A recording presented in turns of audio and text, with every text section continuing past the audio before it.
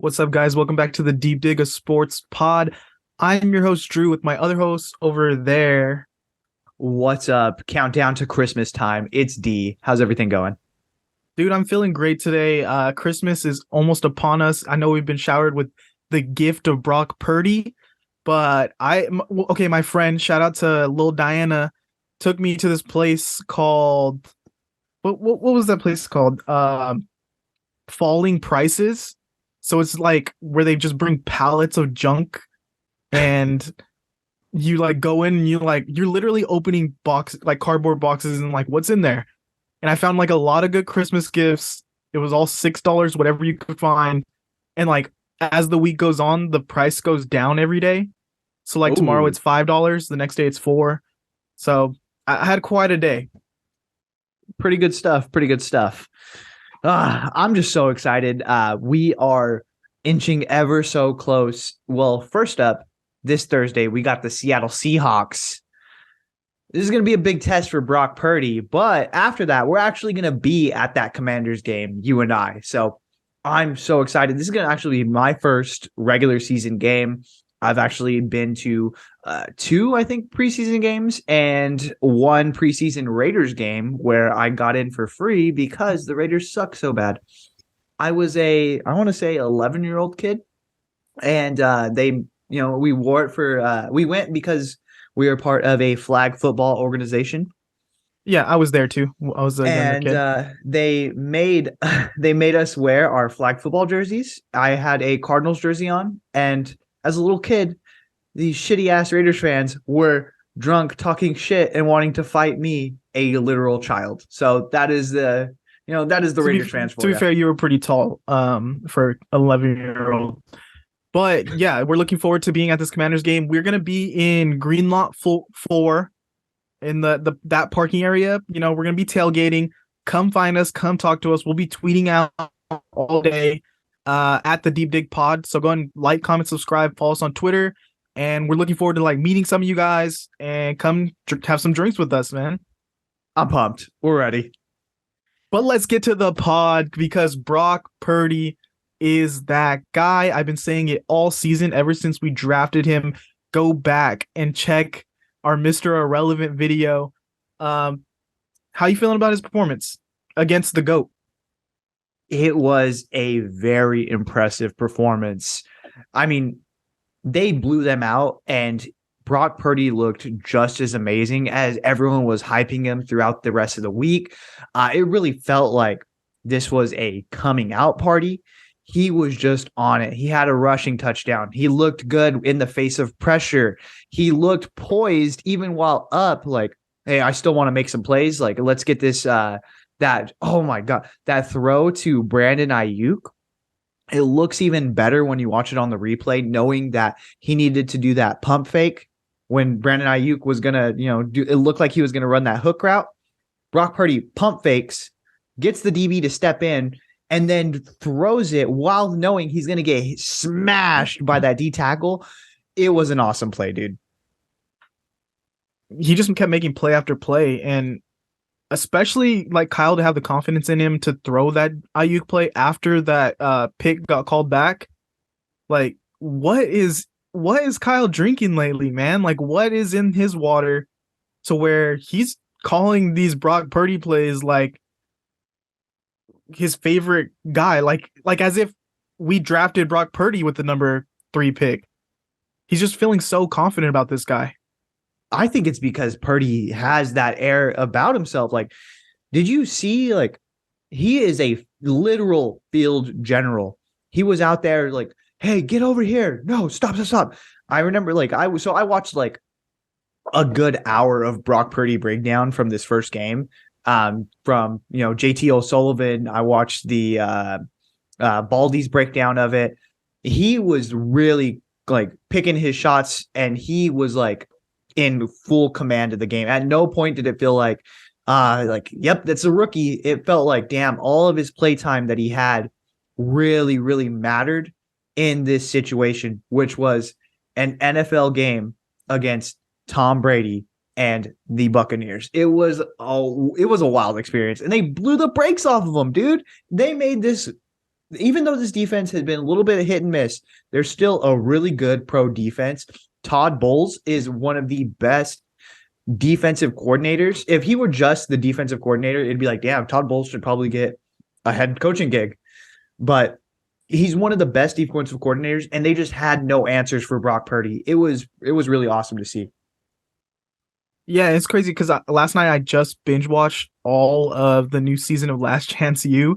Maybe I think you see the rings in her eyes because I didn't sleep. But it was crazy because there is a moment where they do go through a rough patch, and the coach is just like, you know what, all these 4-star, 5-star guys, like, I don't care where you came from anymore. I just need to figure out who are the dogs on my team. Where the dogs at? And that's where I'm kind of like, that's exactly what they're doing with Brock Purdy right now.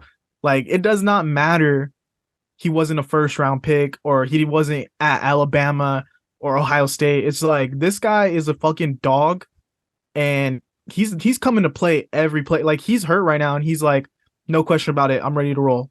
Like, this guy is a leader, if anything. Yeah, and you just see the swagger that he has, and not just like, oh, like when he's on the sideline, it's like in the middle of the play, he's like, oh, we got this, don't worry about it. When he threw that pick and it got called back, he was like, okay, like I'll make up for it. And he did, dude. Is this guy something special? Like, again, how I said on this last pod, there's a difference between, a backup quarterback who could step in and do it for 1, 2, maybe even 3 games. But Brock Purdy has the chance for an extended run of being the starting quarterback of the San Francisco 49ers. And if he takes full advantage of it and gives them even a deep playoff run, not even saying Super Bowl, but just looks good, or at least the caliber he looked in 3 quarters of work against the Tampa Bay Buccaneers, he's going to get a shot at actually being the guy, dude. I don't know. It's going to be a long road until we get to that point. But as far as this season, yeah, if he can keep doing that, like what it was, people always say, like, we just need a quarterback good enough to like get us through. Like, we don't need a star quarterback with this team because of the talent level. But he's not playing like a guy that's just good enough. Like, he's playing like a guy that is elevating the guys around him. Like, yes, he does have McCaffrey and Deebo and Ayuk and all these people, but the way he's playing, he played in that Tampa game, he was bringing them up with him rather than like relying on them to bring him up. And that's what makes me feel like this guy has a little something to him. And yeah, we still have Trey Lance on the roster. We're not saying like, oh, cut Trey Lance, trade Trey Lance or anything. But right now, like, if he carried that level of play the rest of the season and got us to like the NFC Championship game, I would say like maybe we throw a little competition in camp and see. And like how Brock Purdy looks in this offense and looks at practice, he might win that competition if it was like if you erase the draft value. Yeah, but we know that's not how the real world works. Realistically, one guy is always going to have that edge as far as Trey Lance, just because of the intangibles, where he was drafted, what they gave up to get that draft position. So even if it is 50-50, like Brock Purdy would need to have an amazing one, he would have to have an amazing rest of the season. And 2, he would have to have an amazing camp to elevate him past Trey Lance. Because right now, like Trey Lance, you have to put him above Brock Purdy. But I know we didn't even talk about this beforehand, but Jimmy's gone, right? Like with the way Brock Purdy's playing, Jimmy has to be gone. Jimmy. Like, see you, Jimmy. How quickly the fan base can turn on a Jimmy Garoppolo. I mean, these guys were saying like how Jimmy needs to come back and be the starter, and then all of a sudden, all I'm seeing is, oh, Brock Purdy is the guy. And no one was saying that last week when Baker Mayfield was on the market.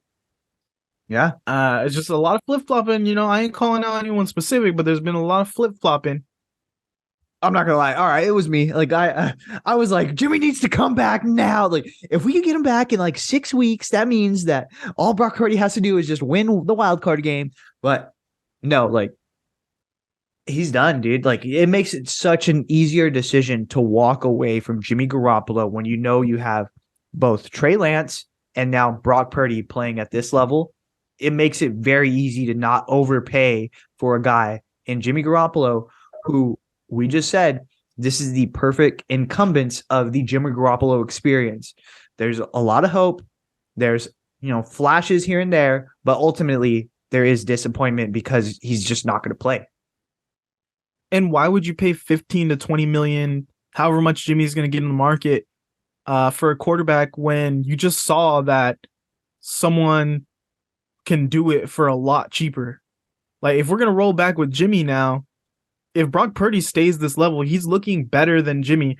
I know some people were like, oh, he's putting up Jimmy-esque stats.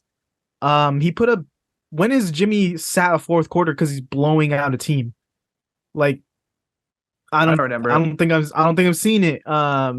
He put up Jimmy-esque stats in 3 quarters because he was beating the team so bad he didn't have to play the fourth quarter. So, and realistically, it wasn't even at halftime. You knew that they weren't going to throw the ball a lot. You know what I mean? It was that type of blowout. So it was a very impressive win. If Brock Purdy does keep this up, like, it makes it very, very easy to be, hey, like, 3rd round comp pick. Bye, Jimmy. But I mean, we'll see. Obviously he's gonna have some easier games coming up to like really see if he can get his footing and stay this way. Or if he comes back down to earth. Like, is this going to be like the Mike White of last year situation where Mike White comes out on fire and then kind of just dies out? Or is he going to just be this guy? Like, this is who he is now. I kind of keep thinking, like, is he closer to Tom Brady's trajectory or like Linsanity trajectory? Like, is this just a week in the garden that's going crazy? Or is he like in it for the long hauls? And we're not going to know until we get to playoff time. And I like the Mike White comparison here just because I don't think necessarily Mike White got the fair shake last year because of his draft status. So he was, he had something there while he had the play time. He had one bad game and they could easily pull it because you don't roll with the lower drafted guy when you have Zach Wilson, who you drafted number 2. And that's a very good comparison, Mike White and Zach Wilson, to Trey Lance and Brock Purdy, because you don't know how long of a leash they would necessarily give Brock Purdy if, let's say, Trey Lance is healthy next year. You know what I mean? Yeah, and there's a group of guys that I kind of just, not talent-wise or play-wise, group together, but intangible-wise, that are just so natural and like natural leaders, and the team really pushes for them. And I feel like they can get all the juice out of the team when they're the guy. Like Mike White, Brock Purdy looks like he's one of those guys. Taylor Heineke, and I throw like a little bit of Gardner Minshew in there. Like, he just has a little bit of it factor of personality. PJ Walker. Yeah, PJ Walker. I mean, we're not saying these guys are like great quarterbacks, but they do something to the team where it's like, hey, we believe we can fucking win this game no matter what. Even if our guy isn't the most talented, he is the best quarterback, he's going to find his way to win, which is like, kind of Tebow-esque to some degree. I know Tebow was on a whole nother level of that because he looked so terrible, but then it was like, all right, we're going to come back and win. Yeah, Tebow time. But yeah, he just has that. Please don't ever do that again. So glad audio listeners didn't have to see that. But yeah, he just has that intangible factor where it's like, hey, we believe in this guy and you're making us believe in it, in everything. Yeah. And so, I mean, now moving forward into do you want to move forward into the Seahawks game now? And what this means is on a quick turnaround with an injury, like, so what are you Brock expecting? Brock did hurt his oblique, saying that everything's fine. He said he could have played the rest of the game if he wanted or if he needed to. Seattle did lose this last week, and we're facing them on a short week. I feel like it's starting to like not fall apart for them, but I feel like it's really coming back down to earth. I think we're meeting in that perfect time. The team is so confident. We're on win streak. Brock Purdy is looking good. I feel like this could be a game that really boost his confidence even more? What are you thinking about going into this week? Yeah, I mean, this is a game for like the division, so you know that the team is really gonna be hyped and on point for this. And this is a team in Seattle that really isn't gonna back down. And you're in hostile territory. If this team has a fighting chance, it's gonna be because of the home field advantage and because the offense doesn't make mistakes. Um, they've had some, corners emerge over this last year or over the since last time we faced them.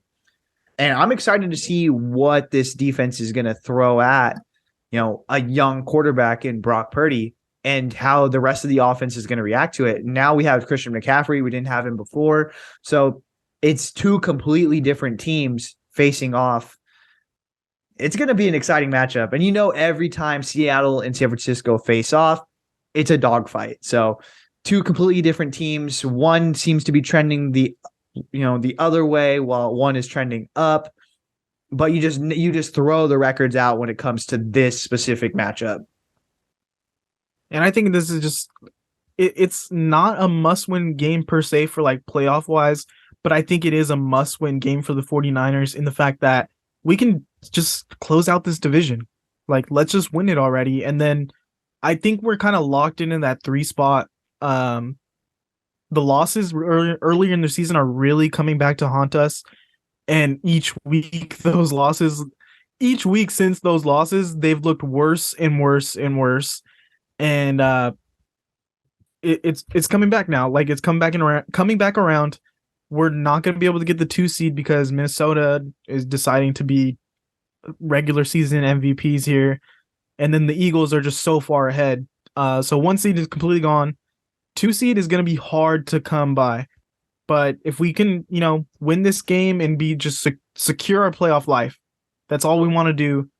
And we were concerned coming into the season, like, if we could even do that because of like how our division looked difficult on paper coming into this year. But let's just, secure our playoff spot. Washington's going to be a tough game because they're fighting for their playoff life. But it's a game we can afford to drop if we win this game. Yeah, all that matters right now is winning the division, beating Seattle. Let's X that out and let's clinch our spot. Let's give this fan base and this team that big sigh of relief. And then there's a quote unquote long week. I know it's after this they're going to be playing a Saturday game, but it'd be a longer week per se. So I'm pretty excited. I think this is going to be a chance for a marquee win on the season, even though it's a team that, coming into the season, we thought was going to be dog water. So I'm excited. Yeah, and look forward to our Diamond Pick of the Week that we're dropping on a Wednesday this week because they're playing on Thursday night. We give you the best bets, make a little money. I think we've won like 9 out of the last 11 weeks, something like that. Something ridiculous. No big deal. No big deal. We're just giving out winners for free here. But yeah, like, comment, subscribe, and watch our Diamond Pick of the Week on Wednesday. Yep. But there is some controversy that came from that game. A very heart drop moment when Deebo got rolled up. I thought his knee was gone. I thought it was for sure like right away. I was like, season's over. Like, he's done. But luckily, it was his ankle. I think Kyle came out recently and said it was like his knee is a little sprain, ankle sprain. But everyone on Twitter is like shitting on Kyle, saying he shouldn't be running Deebo when we're up 21 points. What are your thoughts on that? I know people wanted to see more Jordan Mason. I think he has over the last 3 weeks 24 carries for like 124 yards, but it is stretched out over such a period. We can't get him. We're not giving him touches. So what are your thoughts on that? I'm not really mad at it. With the flow of the game, it's not like you can just like plug and play.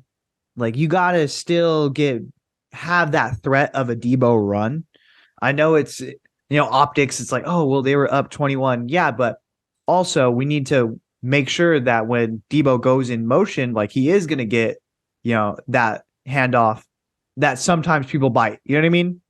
So I don't think you can blame Kyle for this one. Like, there's a lot that you could have blamed Kyle for throughout this entire season, not being ready for the fucking Broncos.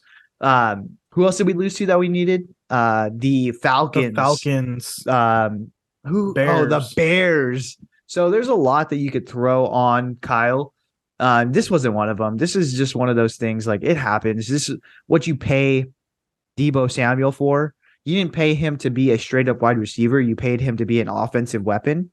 So it just kind of is what it is. That's how football goes. Like, sometimes you just get rolled up on. It wasn't anybody's fault. It's not like the play call was for him to even go up the middle.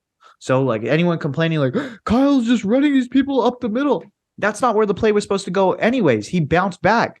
So it's just sometimes you just got to, take your credit card and charge it to the game.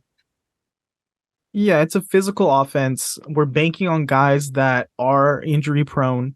Yeah, this is a freak injury, but I mean, again, we're banking on guys that are pretty known for not being there. We want them to be there.